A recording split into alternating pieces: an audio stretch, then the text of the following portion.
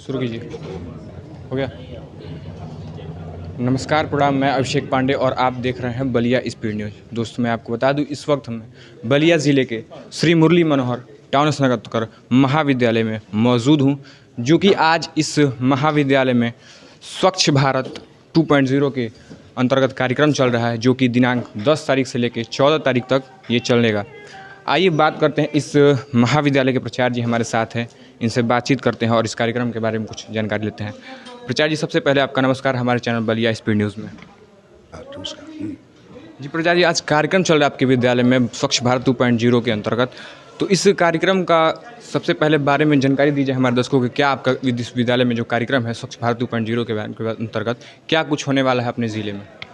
ये भारत सरकार का कार्यक्रम है स्वच्छता अभियान 2, जिसके माध्यम से स्वच्छता के सारे कार्यक्रम तो अपनाए जाएंगे, किंतु सिंगल यूज प्लास्टिक के निस्तारीकरण की योजना है सरकार की, कि अधिक से अधिक मात्रा में, अधिक से अधिक संख्या में गांव, रेलवे स्टेशन, बस स्टेशन, बाज़ार, सब जगह से सिंगल यूज प्लास्टिक के जो प्लास्टिक बिखरे हुए हैं, जो कूड़ा करकट के रूप में फैले हुए हैं और परेशानियां उत्पन्न कर रहे हैं, स्वास्थ्य जनित परेशानियां, उनकी साफ सफाई इस स्वच्छता मिशन के माध्यम से संपन्न कराना है। इस कार्यक्रम का मुख्य उद्देश्य क्या है?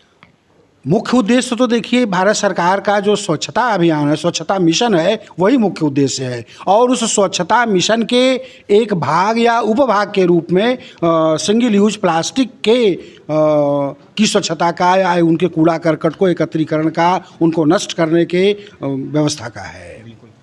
आचार्य जी, विश्व में सबसे स्वच्छ देश डेनमार्क है, अपना भारत क्यों नहीं बन सकता?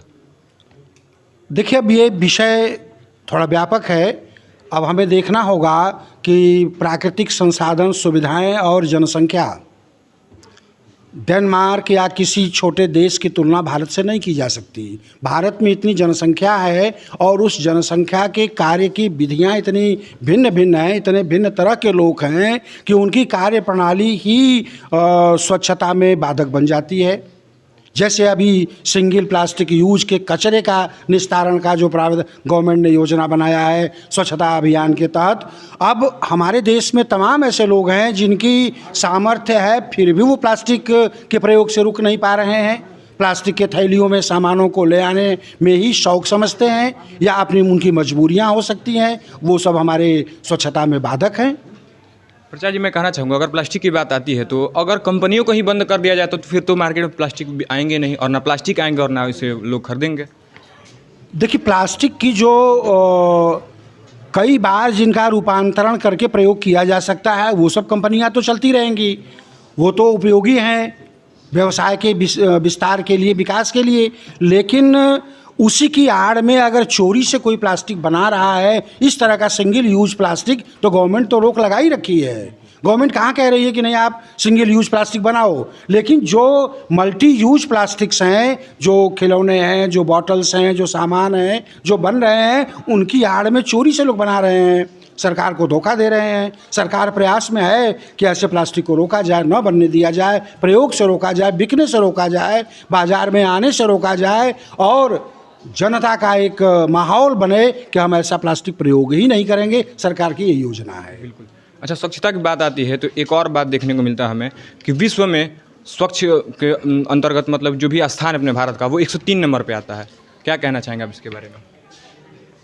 देखिए, अब ये जो श्रेणीकरण है, सूचीबद्धता है कि 103वें स्थान पर है कि 105वें है, अब ये दृष्टि किस पॉइंट ऑफ व्यू से है, क्योंकि जो प्रदूषण है वो तो बहुत व्यापक है और मल्टी डायमेंशनल है। सभी तरह के वायु प्रदूषण है, जल है, मृदा है, तमाम तरह का प्रदूषण है। अब उन सारे प्रदूषणों में किसी एक एंगल से अगर देखा जा रहा है तो अब वह तो बात दूसरी है। लेकिन जो हमारे यहाँ जनसंख्या बाहुल्य है और लोगों की जो लापरवाहियाँ हैं, उन लापरवाहियों को हम दूर करके अपनी श्रेणी में हम अपने ऊपर ला सकते हैं भारतवर्ष को। तो जैसा कि दोस्तों देखा आपने, हमारे यहाँ के महाविद्यालय के प्राचार्य जी से बातचीत हुई और इन्होंने बताया कि जो हमारे सिंगल यूज प्लास्टिक के अंतर्गत जो भी प्लास्टिक आते हैं, उनको अगर हम लोग यूज़ करें ना करें तो काफ़ी अच्छा होगा अपने भारत को स्वच्छ बनाने में। सर, सबसे पहले आपका मैं आभार व्यक्त करता हूँ जो अपने कीमती समय निकाल कर और आप हमारे चैनल के साथ जुड़े। Thank you very much. तो दोस्तों, मैं अभिषेक पांडे, कैमरामैन अमित ठाकुर के साथ देखते रहिए बलिया स्पीड न्यूज़। जय।